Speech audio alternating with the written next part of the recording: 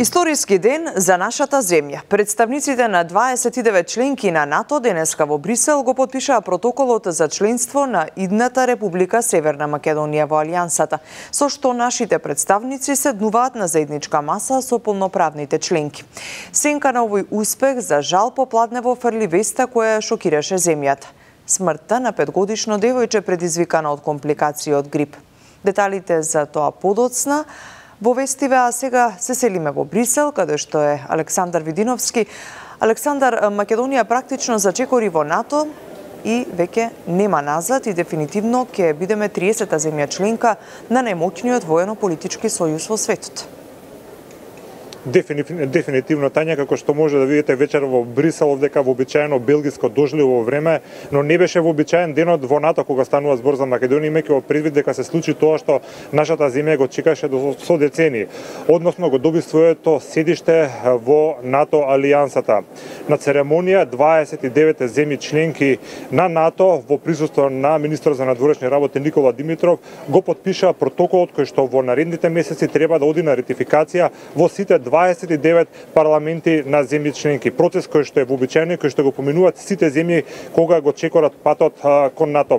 Беше многу интересно да се гледа целата церемонија. Ние како новинари повеќе пати сме биле во Брисел на вакви случувања, меѓутоа денеска беше посебен денот, имајќи предвид дека се работеше за нашата земја Македонија. Да не должам многу да видиме дел од атмосферата. So we don't forget this day. This is the pen that we used by all the ambassadors during the signing ceremony. So please. Thank you so much.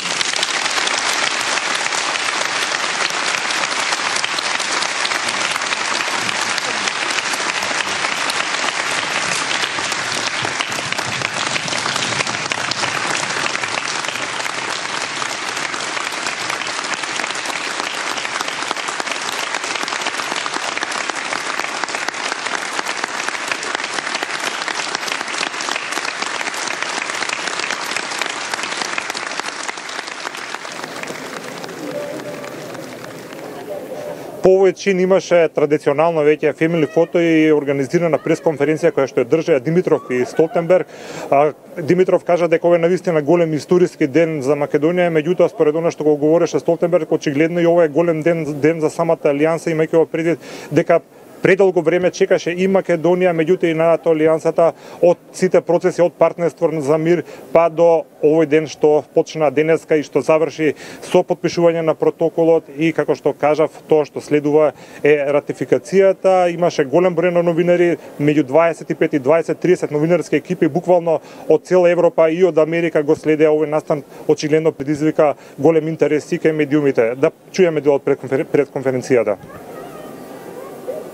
Today is a special day because today we signed the accession protocol for your membership in the alliance. Today is a historic day for your country and a proud day for us all. NATO keeps almost 1 billion citizens across Europe and North America secure. And with you joining NATO, there will be 30 countries committed to protect each other. From today, your country will participate in NATO meetings as an invitee. Our journey is not over. We look forward to parliaments in 29 allies ratifying the accession protocol. But what's important for us is we will never walk alone again. And we stand beside these 29 allies, NATO member states, able and ready to assume the obligations. Александар имаше прилика да направиш и ексклузивно интервју со шефот на дипломатијата, што би издвоил од него? Па би издвоил дека Димитров беше секако среќен заради тоа што се случува, вели дека тоа што на државата или владата работеше веќе година и пол, почна да се гледат првите плодови, уверен е дека ратификацијата во 29 парламенти ќе помине вообичаено, се надева дека тоа ќе биде побрзо него вообичаеното. Исто така кажа дека сега почнува еден друг важен процес за Македонија, тоа е желбата или борбата во јуни да се добие датум за почеток на преговорите со Европската унија, процес што ќе трае подолго, меѓутоа секако Македонија сега цели тамо. Исто така треба да кажам дека Канал 5 телевизија доби ексклузивна можност во студијата на НАТО да го направи ова кратко интервју. Предлагам да го погледнеме. Министре, кажавте дека овој историски ден за Македонија, може ли накратко зошто? Четврт век го одиме овој пат. Требаше и сакавме да влеземе 11 години. Има од самитот во Букурешт 2008 година. Тогаш не успеавме. Сегде се чувствува тој дух. Сега бе во Вашингтон, таму исто се чувствуваше овде меѓу сите 29 сојузници едно чувство дека конечно завршивме една незавршена работа. И токму затоа што беше многу тешко, тоа го прави денот историски и успехот голем. За нас е ова, како за држава, ја поминуваме линијата на сигурност. Тука сме, нашата Македонија ќе биде тука во овие граници, дел сме од најмоќната алијанса на светот. Ние се грижиме за безбедноста на 29 се грижат за нашата, попредвидливи сме, во смисла што ќе биде со нас за 5, за 10, за 20 години. Остана ли нешто што ве загрижува сега во овој процес? Па мислам дека големите планини се зад нас. Секогаш треба да бидеме спремни и да бидеме со отворени очи, бидејќи додека не е готово, не е готово. Меѓутоа, јас мислам дека работите одат во добар правец, огромната поддршка што го доби овој процес од практично од целиот свет, па дури и восхит на некој начин во смисла на пораките, не се само наши овие пораки дека историски, како што вели Туск, го направивте невозможното. Така што преголем е влогот сега да може да има некакви предизвици, ама ќе заврши успешно овој процес. Сега следен чекор претпоставам од кога успешно ќе заврши овој процес за НАТО, ќе биде и за почеток на преговорите со Европската унија. Дали тук имате ваков оптимизам дека се ќе оди како што сте планирале?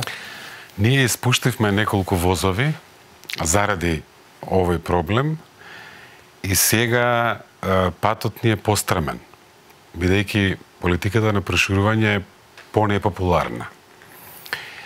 И ќе треба да бидеме многу поубедливи за да создадеме атмосфера меѓу земјите членки во Европската унија дека мора Македонија да се поддржи. Тоа е возможно, треба да се фокусираме сега, например, прво што ми паѓа на уме составот на антикорупцијската комисија. Таа треба да биде кредибилна, да имаме луѓе со силен интегритет. Тоа е за нас добра дома, но ќе биде вреднувано и од земјите членки, и од Европската комисија. Значи, во следниве 2 месеци да испорачаме што можеме повеќе во овие крупни портфолија, владење на правото, борба против корупција, јавна администрација и безбедносниот сектор, и да ги убедиме сите дека не е само наш успехот, ќе биде и нивен, и на некој начин ќе се види кредибилитетот на пристапниот процес и на политиката на Европската унија. Ако за ваква цврста решително да се оди напред нема разбирање, тоа ќе има многу лошо влијание кон другите. Ќе се намали привлечната моќ на Европа, на Европската унија.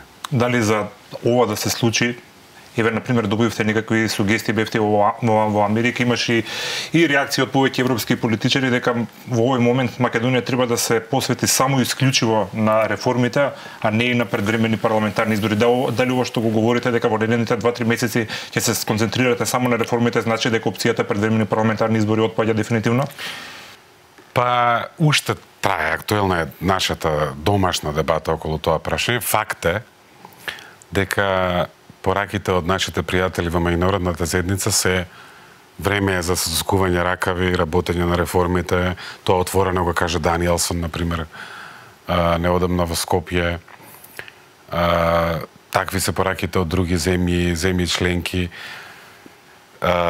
Има и политичка логика после вакво крупно прашање, да се провери легитимитетот пред граѓаните.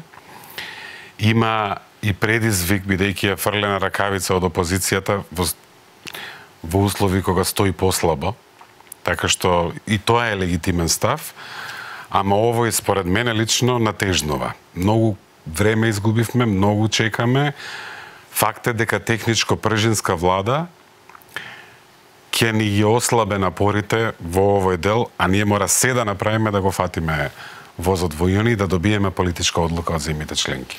И последно прашање, вие бевте највеќе инволвирани, можам да кажам, во целиот процес на доаѓање на договор со соседна Грција. Дали ова денеска што се случи го доживувате како ваш интимен успех и професионален, меѓутоа и како човек?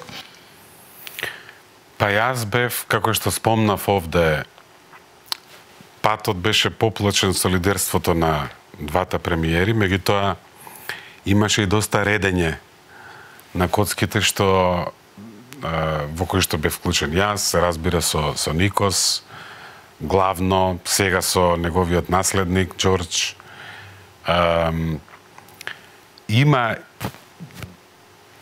не сакам да биде претенциозно, затоа бирам зборови, имам едно чувство на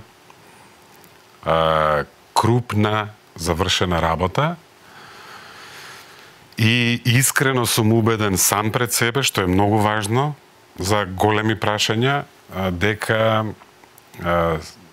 направивме добра работа и сме на правата страна на историјата и убеден сум дека ќе ги убедиме и тие што не веруваат уште во ова, дека сме направиле вистинската работа. Меѓу другото и заради прашањето на идентитетот. Благодарам и вам. Александар, сега кои се следните чекори и дали може целата процедура да заврши до следниот самит најавен за декември во Лондон?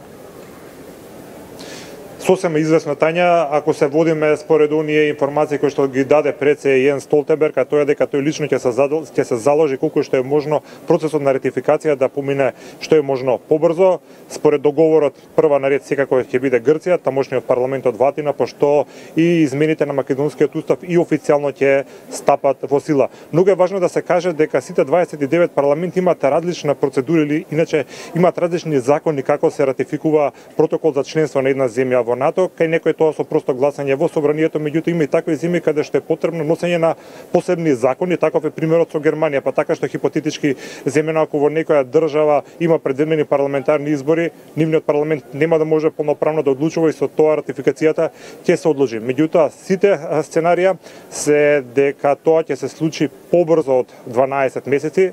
Според тоа логично ќе може да се фати декември, меѓутоа имаше такви предвидувања дека се може да заврши и многу порано. Има такво расположение во НАТО алијансата.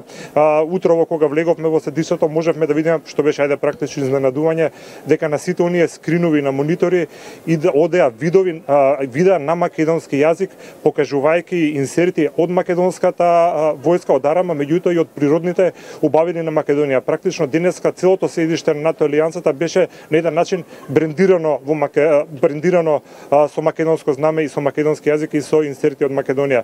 Така што може да се верува дека овие напори што ќе ги направи пред се Столтенберг, меѓутоа и лидерите на другите земји ќе има плод некаков и овој процес ќе заврши што е можно побрзо, пошто како круна на сетото Македонија ќе добие и своето знаме ќе биде, низиното знаме ќе биде кренето пред седишето на НАТО и практично Македонија ќе биде 30-та полноправна членка на НАТО алијансата.